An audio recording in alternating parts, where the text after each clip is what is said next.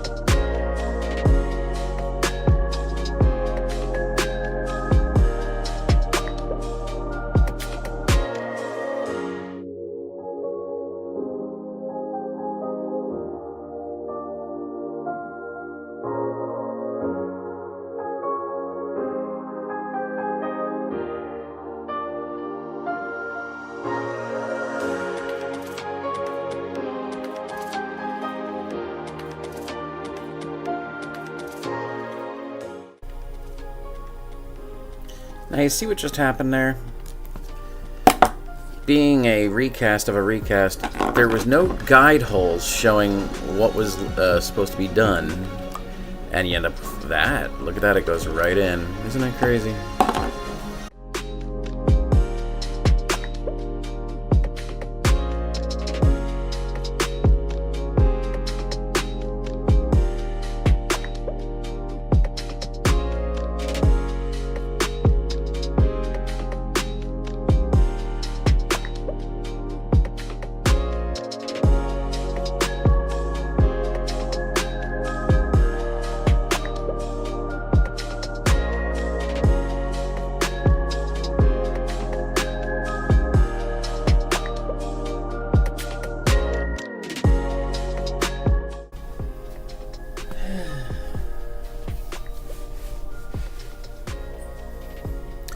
Okay, you see what went wrong here? One, there was no guide holes. Like, over on this piece of plastic usually, you will have little groove lines on every vinyl kit that give you an approximation of where you should cut, so you don't cut too far, because these flanges have to fit in between those. Now, this being a recast of a recast of a recast, you didn't have that. Unfortunately, you didn't know that you weren't supposed to go to the edges, because the edges then look like the guide holes, or the guidelines rather, you know.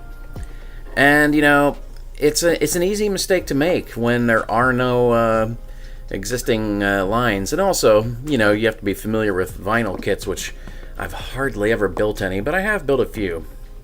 But in this case, it gave every indication that that would be the guide holes, but as you can see, it was not. Now, how will I fix that? I don't know, but I don't think it's impossible. It is unfortunate, because as it is, you know, you can, unless it's like stuck in one single pose, which it pretty much will be, as you can see, that's about the extent of its movement, you know. There's really not much movement or reason to move it. Let me see what it's like with the head on there. Okay. Okay, so even if you had some movement, it really doesn't do much for the model. I guess it does, in a way. Yeah, I guess having some movement's nice, actually. To fix that? Oh, man, I don't know. Who knows? I could even possibly fill all this in, pave it over, and recast it in resin. And make these resin. And yeah, I could go that route. I could totally resin cast this. As a quick, cheap fix, I really don't know. fuck? I don't know. I could probably poke holes in it all along this flange here. And I don't know, I could even stick toothpicks in there for all I fucking care. And that would bring it to any elevation inside the housing that I wished. I mean, it would still be a little bit wobbly and shit, but I could also wrap a shitload of fucking clear rubber bands or some shit right there. I've got a ton of clear glow-in-the-dark ones all over the place. I could probably do that. Hell, that might even be the complete fix itself. A bunch of rubber bands lowered in and stretched around that. Although, the problem with that would be, of course, this is vinyl, soft vinyl, so, you know, when you're talking about sofubi stuff like that, you know, which is pretty much vinyl, you know, I mean, the rubber bands would eventually bend, but probably doing the toothpick concept with the rubber band concept as well. See, the toothpicks inside would come up about maybe this far, about this far off of the top, and then you could just load it up with rubber bands, at which point it doesn't matter if this fucking thing bends, because the toothpicks are now the new flange. So yeah, that's one way to fix that leg. And, you know, it's just a couple toothpicks and rubber bands. Now the head, this is the same situation. There probably should have been guide holes saying don't cut all this shit off. But then again, that doesn't make sense either. See, it doesn't make it clear. Like, I'm guessing that this part was supposed to be shaved clean to the bottom, and that this part was actually supposed to retain enough of that to fit inside the mouth, perhaps. See, but that doesn't make sense, though. That doesn't make sense. It's just this whole kit. Yeah, this whole kit's kind of a mess. To fix this, I don't know. Let's see. Lots and lots of cotton jammed in there? Fuck, I don't know. I mean, see, once again, this is a recast of a recast of a recast of a recast, so it doesn't even look like this was ever designed to have the head turn. And as you can see, I mean, it doesn't even match up that well. I mean, not that well at all. I mean, what was the right appearance of this even? It's hard to tell. It was something approximating this, but when you see something smooth and nice like this that worked well, you know, that's just...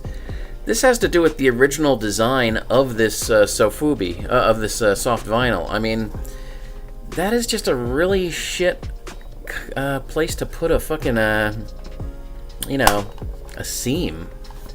I mean, that's really kind of dumb. I mean, that looks like shit. And, you know, that's not really the caster's fault.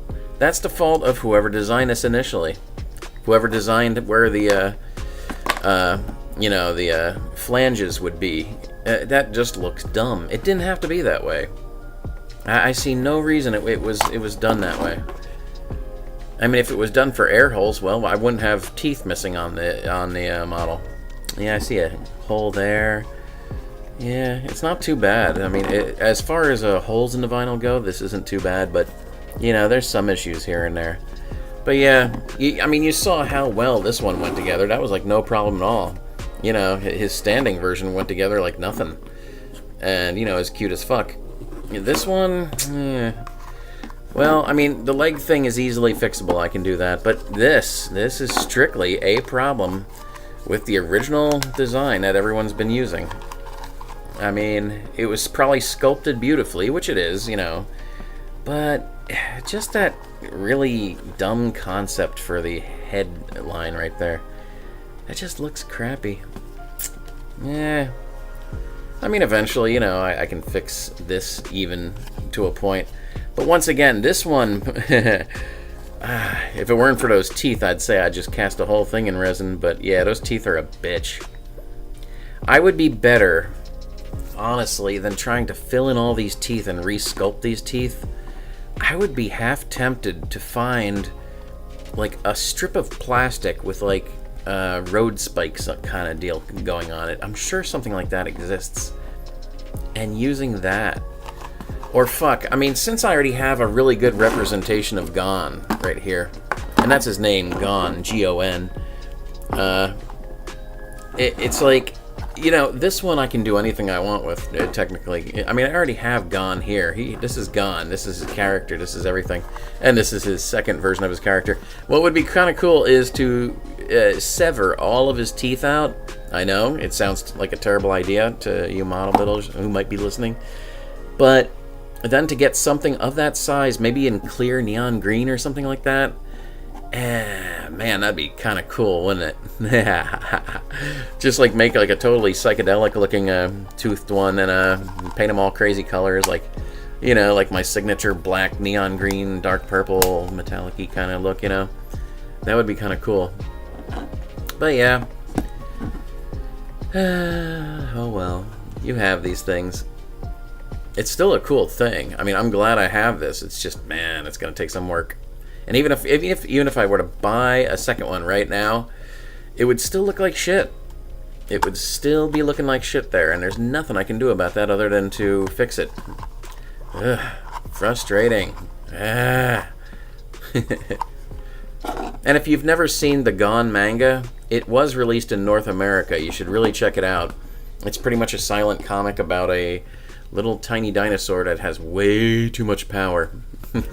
He pretty much makes other animals his bitch in like seconds flat, and it's hilarious. But yeah, I think I'll cut this video short there because I'm sure a long video. Like and subscribe, and I also, for some ungodly reason, made a Patreon. At the very least, like and subscribe.